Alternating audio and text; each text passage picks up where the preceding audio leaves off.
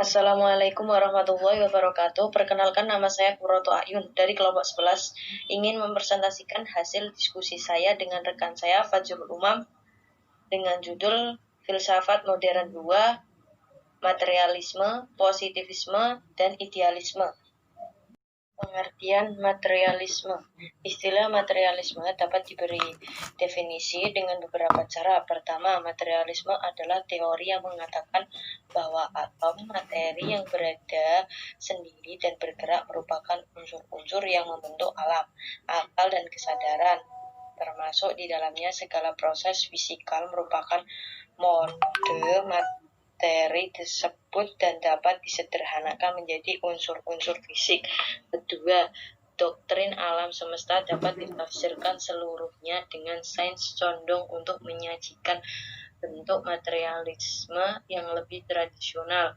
Pada akhir ini, doktrin tersebut dijelaskan sebagai energisme yang mengembalikan segala sesuatu pada bentuk energi, atau sebagai bentuk dari positivisme yang memberikan tekanan untuk sains dan mengingkari hal-hal seperti ultimate nature of reality, realitas yang paling tinggi, baca Allah. Materialisme modern mengatakan bahwa alam merupakan kesatuan material yang tidak terbatas.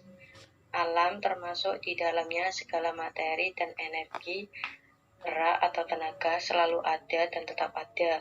Alam adalah realitas yang keras, dapat disentuh, material, objektif yang dapat diketahui oleh manusia.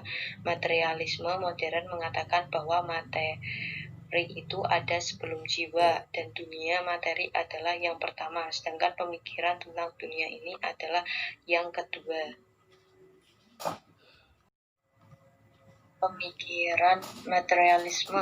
1. Tambayong. Dalam pandangan Tambayong, materialisme adalah teori dalam media filsafat yang menyatakan bahwa semua hal yang ada dan mewujud di alam ini hanya dapat dimengerti jika substansinya dijelaskan melalui materi.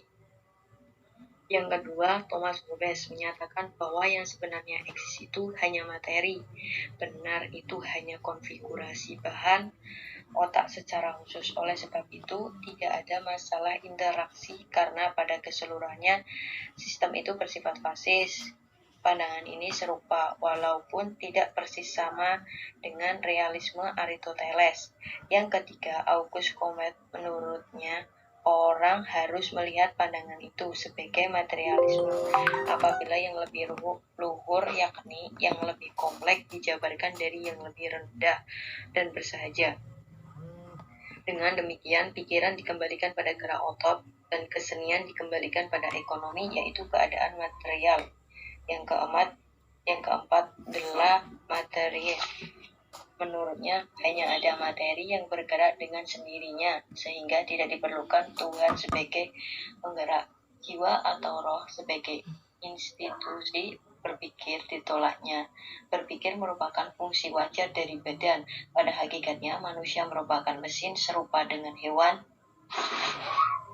Dengan demikian, tidak ada perbedaan hakiki antara hewan dan manusia. Yang kelima, Holbeck dalam tulisan System the Life Nature Susunan Alam menolak dualisme descendants, menuntut materialisme. Kenyataan sejati adalah materi yang bergerak.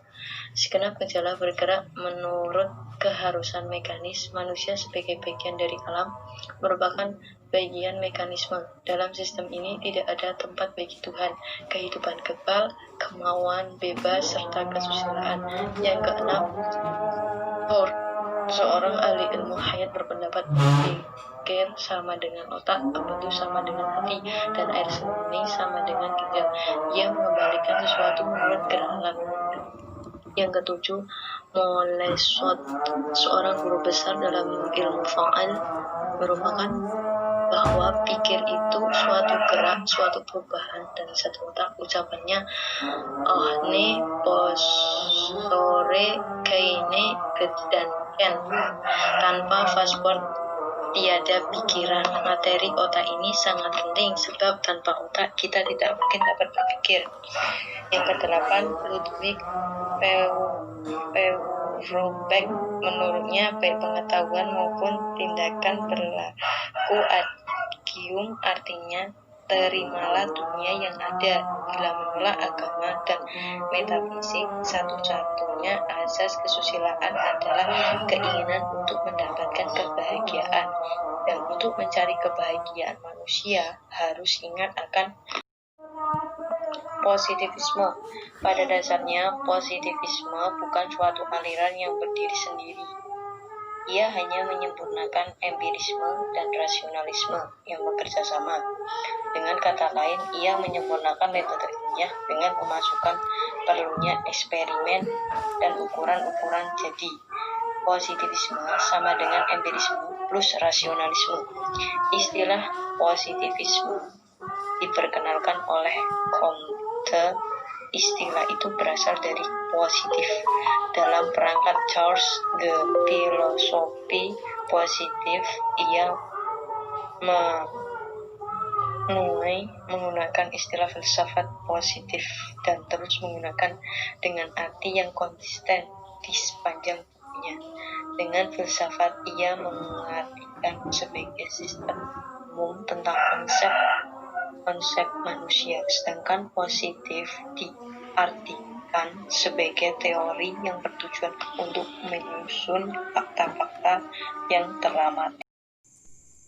Tokoh dan pemikirannya Auguste Comte mengatakan setiap pemikiran manusia, pemikiran setiap ilmu dan pemikiran suku bangsa manusia pada umumnya melalui 3 tahap, yaitu tahap teologis, tahap metafisis, dan tahap positif ilmiah. Pada tahap teologis manusia menyerahkan pandangannya kepada hakikat yang batiniah. Di sini manusia percaya pada kemungkinan adanya sesuatu yang mutlak, artinya di balik setiap kejadian tersirat adanya maksud tertentu.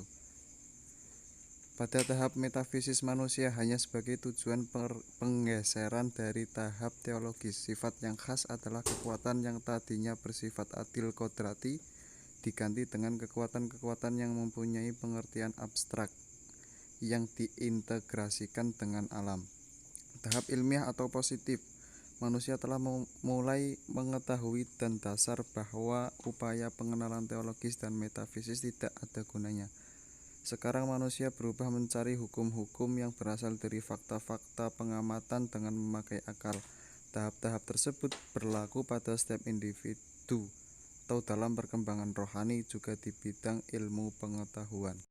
Yang kedua, John Stuart Mill. Ia adalah seorang filosof Inggris yang menggunakan sistem positivisme pada ilmu jiwa, logika, dan kesusilaan. John Stuart Mill memberikan landasan psikologis terhadap filsafat positivisme. Yang ketiga, H. Taine.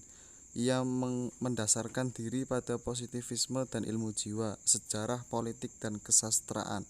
Yang keempat, Emil Durkheim. Ia menganggap positivisme sebagai asas sosiologi. Pengertian idealisme. Idealisme memandang roh sebagai kenyataan sejati sehingga aliran ini disebut spiritualisme. Manusia primer dipandang sebagai makhluk rohani. Manusia dapat pula disebut sebagai makhluk rasional. Hal ini dapat diartikan sebagai makhluk berbudi atau dipersempit lagi sebagai makhluk berakal. Makhluk ini yang terakhir ini menunjukkan intelektualisme. Dengan perkataan lain bahwa manusia disebut sebagai makhluk berbudi atau makhluk rohani yang berbudaya.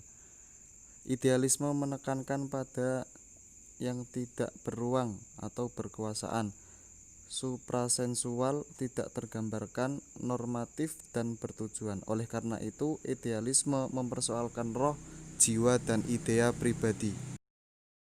Idealisme juga dimengerti sebagai aliran dalam filsafat yang mempercayai bahwa realitas merupakan penjelmaan dari ide, gagasan, atau kesadaran.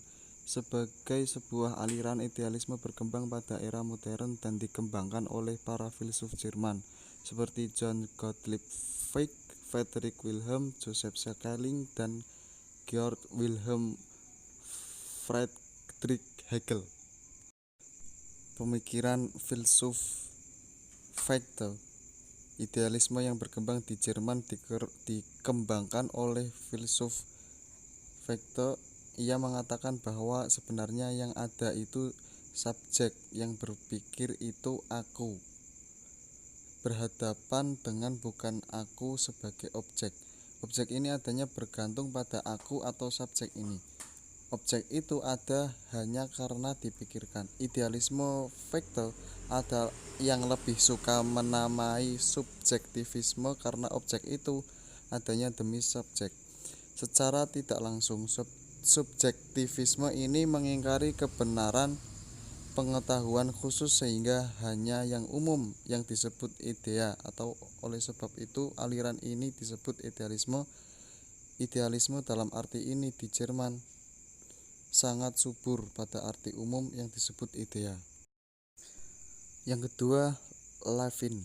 Bagi Levin, idealisme adalah teori metafisika yang mempertahankan bahwa kenyataan merupakan mental, spiritual, atau memiliki roh alam, jiwa, dan kesadaran. Dengan kata lain, idealisme adalah pandangan dunia atau metafisik yang mengatakan bahwa realitas dasar berhubungan sangat erat dengan ide, pikiran, atau jiwa. Idealisme berusaha memecahkan teka-teki realitas dengan menariknya ke pemikiran, rasio, dan subjek yang berpikir. Kata idealisme adalah filsafat mempunyai arti yang sangat berbeda dari arti yang dipergunakan dalam bahasa sehari-hari. Kata idealisme dapat mengandung beberapa pengertian, antara lain seorang yang menerima ukuran moral yang tinggi, estetika, dan agama, serta menghayatinya. Yang kedua, orang yang dapat melukiskan dan menganjurkan suatu rencana atau program yang belum ada. Hawking adalah seorang idealisme mengatakan bahwa kata idea dan isme lebih tepat digunakan daripada idealisme. Secara ringkas, idealisme mengatakan bahwa realitas terdiri atas ide-ide, pikiran-pikiran, akal atau jiwa, bukan material dan kekuatan. Idealisme menekankan min sebagai hal yang lebih dahulu daripada materi. Sekian dan terima kasih presentasi dari kelompok 11. Wassalamualaikum warahmatullahi wabarakatuh.